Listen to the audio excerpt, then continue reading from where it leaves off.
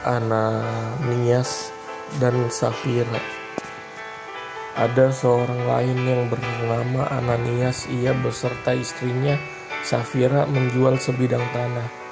Dengan setahu istrinya, ia menahan sebagian dari hasil penjualan itu, dan sebagian lain dibawa dan diletakkannya di depan kaki rasul-rasul. Tetapi Petrus berkata, "Ananias, mengapa hatimu dikuasai iblis sehingga engkau mendustai Roh Kudus dan menahan sebagian dari hasil penjualan tanah itu? Selama tanah itu tidak dijual, bukankah itu tetap kepunyaanmu? Dan setelah dijual, bukankah hasilnya itu tetap dalam kuasamu? Mengapa engkau merencanakan perbuatan itu di dalam hatimu? Engkau bukan mendustai manusia, tapi mendustai Allah." Ketika mendengar perkataan itu, rebahlah Ananias dan putuslah nyawanya. Maka sangatlah ketakutan semua orang yang mendengar hal itu. Lalu datanglah beberapa orang muda. Mereka mengkapani mayat itu, menyungsungnya keluar dan pergi menguburnya. Kira-kira 3 jam kemudian masuklah istri Ananias, tetapi ia tidak tahu apa yang telah terjadi. Kata Petrus kepadanya, "Katakanlah kepadaku, dengan harga sekiankah tanah itu kamu jual?" Jawab perempuan itu, "Betul, sekian." Kata Petrus, "Mengapa kamu berdua bersepakat untuk mencobai Roh Tuhan? Lihatlah, orang-orang yang baru mengubur suamimu berdiri di depan pintu, dan mereka akan mengusung engkau juga keluar." Lalu rebahlah perempuan itu seketika itu juga di depan kaki Petrus, dan putuslah nyawanya. Ketika orang-orang muda itu masuk, mereka mendapati dia sudah mati. Lalu mereka mengusungnya keluar dan menguburnya di samping suaminya.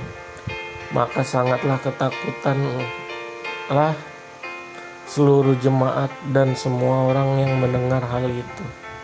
Tanda-tanda dan mujizat. Dan oleh rasul-rasul diadakan banyak tanda dan mujizat di antara orang banyak. Semua orang percaya selalu berkumpul di Serambi Salomo dalam persekutuan yang erat. Orang-orang lain tidak ada yang berani menggabungkan diri kepada mereka, namun mereka sangat dihormati oleh orang banyak, dan makin lama makin bertambah jumlah orang yang percaya kepada Tuhan, baik laki-laki maupun perempuan. Bahkan mereka membawa orang-orang sakit keluar ke jalan raya dan membaringkannya di atas balai-balai dan tilam, supaya apabila Petrus lewat, setidak-tidaknya bayangannya mengenai salah seorang dari mereka. Dan juga orang banyak dari kota-kota di sekitar Yerusalem datang berduyun-duyun serta membawa orang-orang yang sakit dan orang-orang yang diganggu roh jahat, dan mereka semua disembuhkan. Rasul-rasul dilepaskan dari penjara. Akhirnya mulailah imam besar dan pengikut-pengikutnya, yaitu orang-orang dari mazhab Saduki, bertindak sebab mereka sangat iri hati. Mereka menangkap rasul-rasul itu lalu memasukkan mereka ke dalam penjara kota. Tetapi waktu malam seorang malaikat Tuhan membuka pintu-pintu penjara itu dan membawa mereka keluar. Katanya, "Pergilah, berdirilah di bait Allah dan beritakanlah seluruh firman hidup itu kepada orang banyak." Mereka mentaati pesan itu, dan menjelang pagi masuklah mereka ke dalam bait Allah, lalu mulai mengajar di situ. Sementara itu imam besar dan pengikut-pengikutnya menyuruh mahkamah agama berkumpul, yaitu seluruh majelis tua-tua bangsa Israel, dan mereka menyuruh mengambil rasul-rasul itu dari penjara. Tetapi ketika pejabat-pejabat datang ke penjara, mereka tidak menemukan rasul-rasul itu di situ. Lalu mereka kembali dan memberitahukan. Katanya, kami mendapati penjara terkunci dengan sangat rapi dan semua pengawal ada di tempatnya di muka pintu, tetapi setelah kami membukanya, tidak ada seorang pun yang kami temukan di dalamnya. Ketika kepala pengawal bait Allah dan imam-imam kepala mendengar laporan itu, mereka cemas dan bertanya, apa yang telah terjadi dengan rasul-rasul itu? Tetapi datanglah seorang mendapatkan mereka dengan kabar, lihat, orang-orang yang telah kamu masukkan ke dalam penjara ada di dalam bait Allah, dan mereka mengajar orang-orang banyak. Rasul-rasul di hadapan mahkamah agama nasihat Gamaliel. Maka pergilah kepada pengawal serta orang-orangnya ke bait Allah, lalu mengambil kedua rasul itu, tetapi tidak dengan kekerasan, karena mereka takut kalau orang banyak melempari mereka. Mereka membawa keduanya dan menghadapkan mereka kepada mahkamah agama. Imam besar mulai menanyai mereka. Katanya, dengan keras kami melarang kamu mengajar dalam nama itu.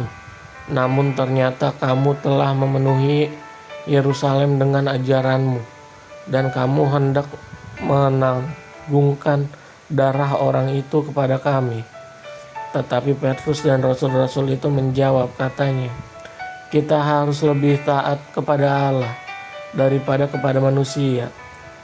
Allah nenek moyang kita telah membangkitkan Yesus yang kamu gantungkan pada kayu salib dan kamu bunuh.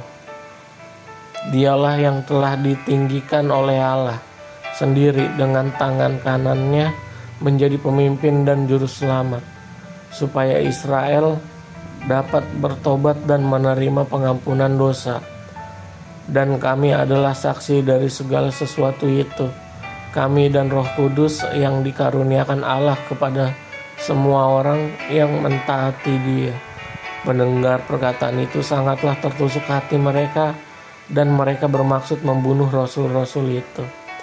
Tetapi seorang Farisi dalam mahkamah agama itu yang bernama Gamaliel, seorang ahli Taurat yang sangat dihormati seluruh orang banyak, bangkit dan meminta supaya orang-orang itu disuruh keluar sebentar.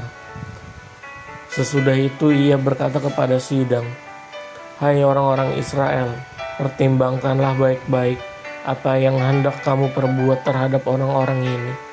Sebab dahulu telah muncul si Teudas yang mengaku dirinya seorang istimewa, dan ia mempunyai kira-kira 400 orang pengikut. Tetapi ia dibunuh dan cerai-berailah seluruh pengikutnya dan lenyap. Sesudah dia padaku pendaftaran penduduk, muncullah si Yudas, seorang Galilea. Ia menyeret banyak orang dalam pemberontakannya, tetapi ia juga tewas dan cerai-berailah seluruh pengikutnya. Karena itu aku berkata kepadamu, janganlah bertindak terhadap orang-orang ini, biarkanlah mereka, sebab jika maksud dan perbuatan mereka berasal dari manusia, tentu akan lenyap. Tetapi kalau berasal dari Allah, kamu tidak akan dapat melenyapkan orang-orang ini.